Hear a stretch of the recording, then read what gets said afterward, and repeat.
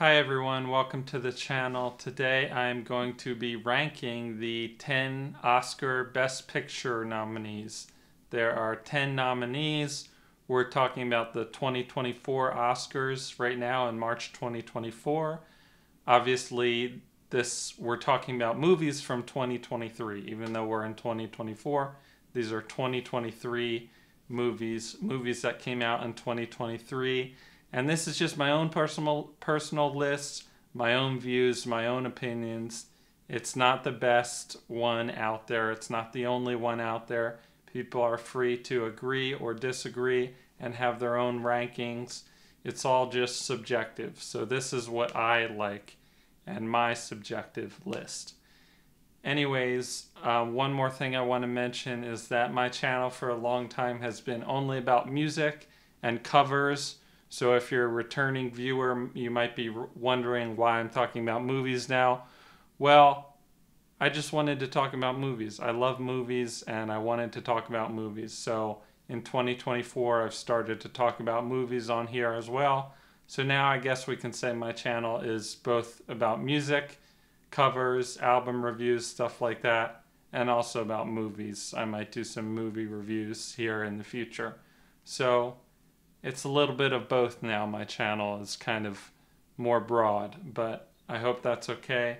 Anyways, let's get into it. Let's start talking about my ranking of the Oscar Best Picture nominees.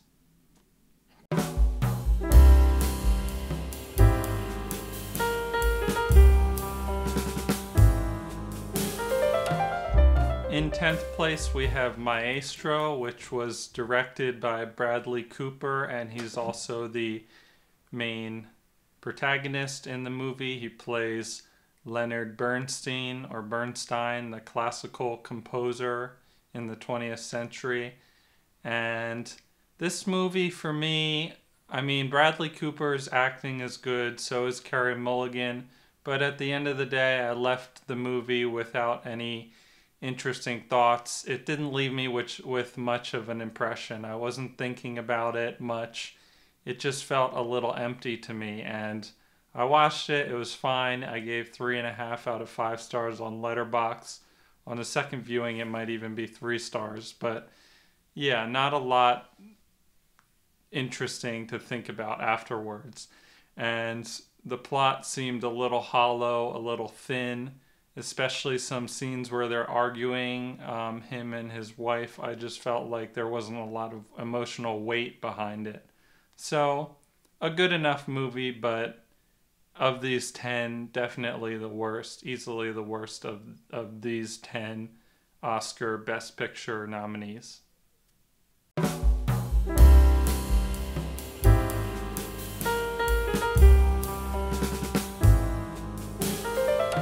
In 9th place, we have Barbie, which was the highest grossing movie of 2023. It made over $1 billion. It was directed by Greta Gerwig. Now, I believe this is her third movie. I may be wrong about that, but I think her first one was Lady Bird, and then Little Women, and now Barbie. And I like Lady Bird the best of her filmography. Maybe I would put Barbie second and maybe Little Women third. I wasn't that crazy about Little Women, to be honest. But I love Lady Bird. Greta Gerwig is a talented director, and Barbie is good, don't get me wrong. It's in 9th place, it's at the bottom of the list, but it's still a good movie. It's funny, it's enjoyable, it has interesting themes, it has an interesting message, and it says interesting things about the roles of men and women and society. But overall, it was just good for me. It wasn't like great or amazing.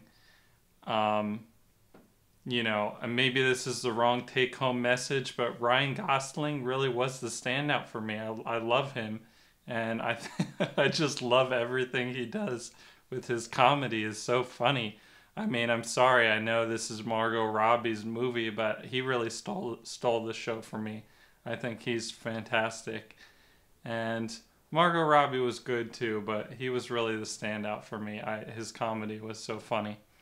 And it was an enjoyable movie, but at the end of the day, nothing really incredibly interesting to think about or walk away with. I mean, it it was definitely good. I had a good time. I feel like I'm going around in circles here, but you know what I mean? Like, I don't know. Just really didn't leave me with much of an impression, much to think about. It didn't like blow me away like, wow, that's the most incredible thing I've ever seen, or wow, that's just amazing. Like, it was good. I had fun. It was a good time, but not a whole lot more than that. I think I gave it 4 out of 5 stars on Letterboxd. So I still had a good time with it, and I enjoyed it, and I've seen it twice. But for me, Barbie is 9 out of 10. I don't think it's going to win Best Picture. I'd be really surprised if it did. But yeah, I don't see this as Best Picture worthy.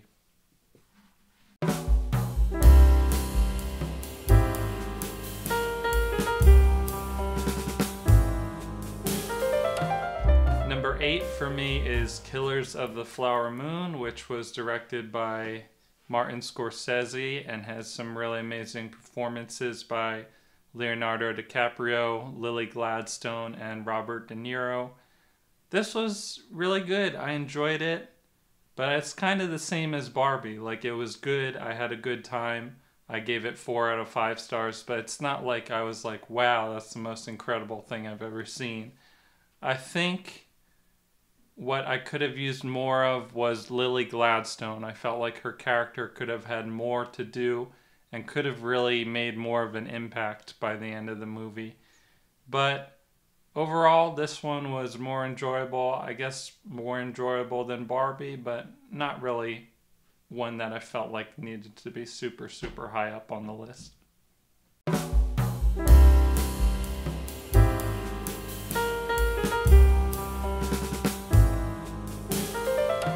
Number 7 is American Fiction. This one was directed by Cord Jefferson. This was a really interesting one. This was the most recent one I watched, the last one I saw out of the 10 movies. And I found the humor in this movie to be really smart, really well done. And this movie leaves you with a lot to think about. And I feel like it does a good job exploring its main character, and it kind of criticizes a lot of things about race relations or racism, or it's just, and it criticizes it in such a funny way. I'm not sure. I guess it's kind of satire. I don't know if it's satire, but the criticism it makes about race relations and white people and black people and how we view each other, and I don't know, I'm not explaining it that well, but it gave me a lot to think about. It was really funny, and the main character, he's an interesting guy, the way he behaves, the way he thinks about things, the way he relates to people. This was a really interesting one. It does have some plot points that I feel like it kind of doesn't explore that well, and not everything ties up super neatly. But yeah, so it's not as impactful as some of the ones, especially as we get higher in the list, some of the ones that I truly think are amazing. But I did have a really good time with this, and I enjoyed it quite a lot. So that's the one for number 7.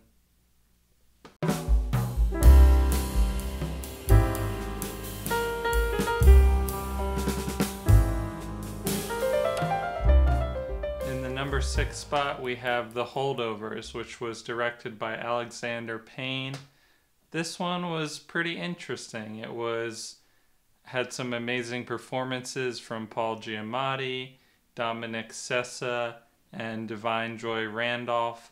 Just a pretty warm, emotional, touching movie. It's just like, it's really good for Christmas time, and it's just, I liked it a lot. It just made me feel good, and it's touching. So I'm just going on about the same thing here, but doesn't really compare. The next 5 are like really, really good. The top 5 we had a good year for movies in 2023, And I don't feel like this one is quite like a masterpiece or absolutely perfect, but it is really good in a lot of ways, and I would recommend it. So that's what we have for number 6, The Holdovers.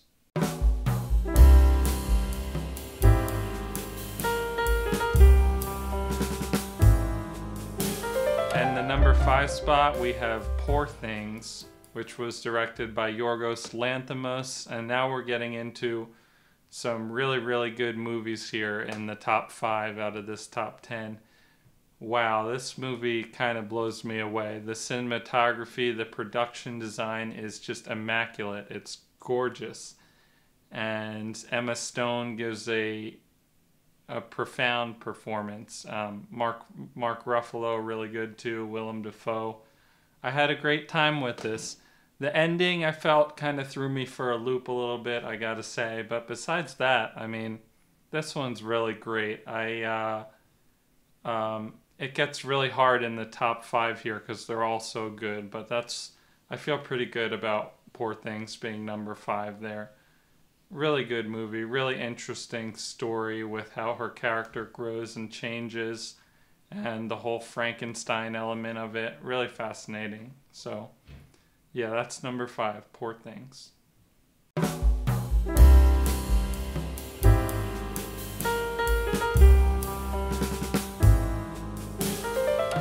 In the number 4 spot, we have Anatomy of a Fall, which was directed by Justine Triet. And the lead performance by Sandra Huller is pretty incredible. This one really moved me.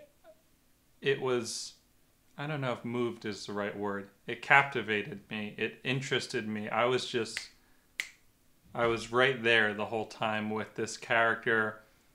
It's kind of a courtroom drama, so all the legal stuff, I was highly interested in that because the way they portray it is so fascinating.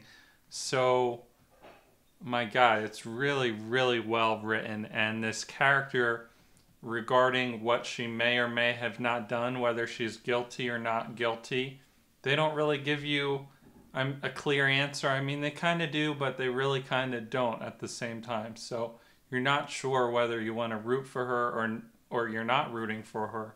And it's just, God, her performance is so good, and the dialogue, the script is incredible the way this was written. These characters are so real and so realized, and this was just really fantastic. Yeah, almost a masterpiece, I would say. It's just really fantastic movie. I enjoyed pretty much every minute of it. So that's number 4, Anatomy of a Fall.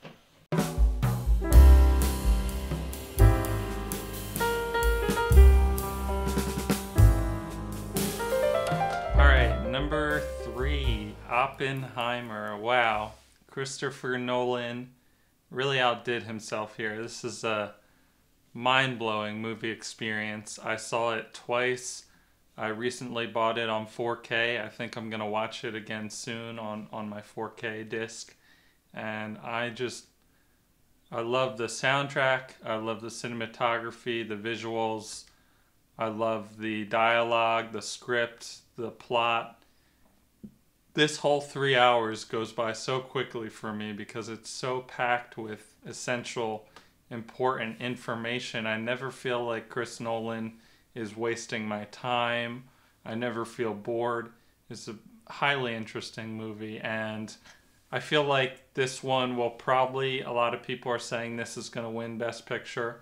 I'm okay with that, even though we still have to do number 2 and 1, which I like more than Oppenheimer. But I'm okay with it winning Best Picture. I mean, I think that's a pretty good choice. And I've always loved Cillian Murphy. I mean, I'm a big fan of Peaky Blinders. So, pretty much ever since Peaky Blinders, I've just thought this guy is incredible. So, his performance is outstanding. The whole movie is, I'd say this one's pretty much a masterpiece. Even though I like number 2 and 1 even more, obviously they're higher on the list. But Oppenheimer is truly a masterpiece and truly an astonishing cinematic feat. So it's just incredible, and I would recommend it to anyone and everyone. And yeah, that's number 3. Oh, actually, wait. One more thing about Oppenheimer. Hoyt van Hoytema, the cinematographer. My God, what amazing work this guy has done. He's worked with Nolan on a lot of other films like Tenet, Interstellar, and Dunkirk. He also did the cinematography for Nope, Jordan Peele's Nope, and he did the Bond film Spectre, which was directed by Sam Mendes. So I just got to say one more thing. Hoyt van Hoytema, amazing cinematography on Oppenheimer. So I want people just to know that name, Hoyt van Hoytema, incredible cinematography.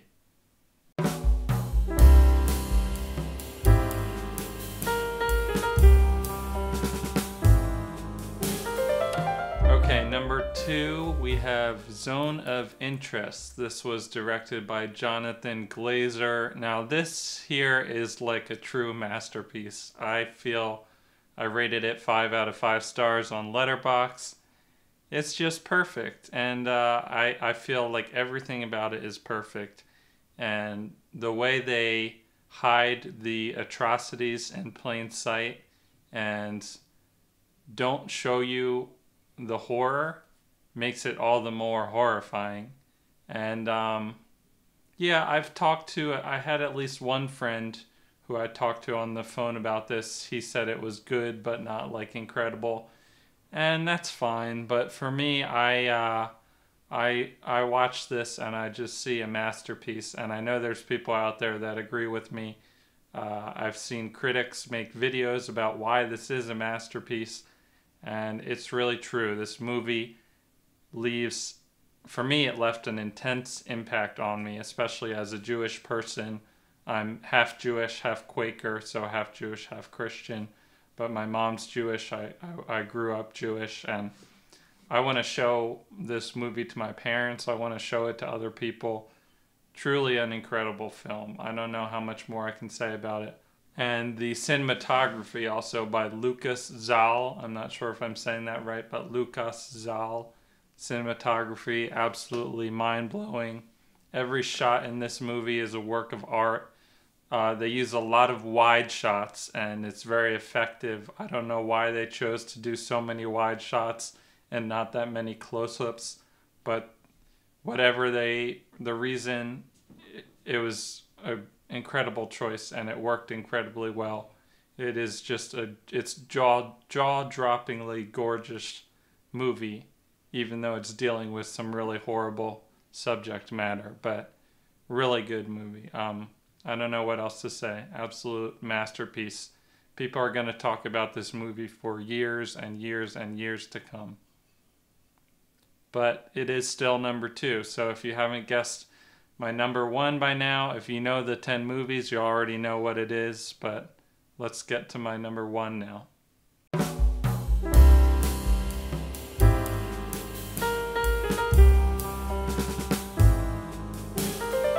Okay, and at number 1, I have Past Lives.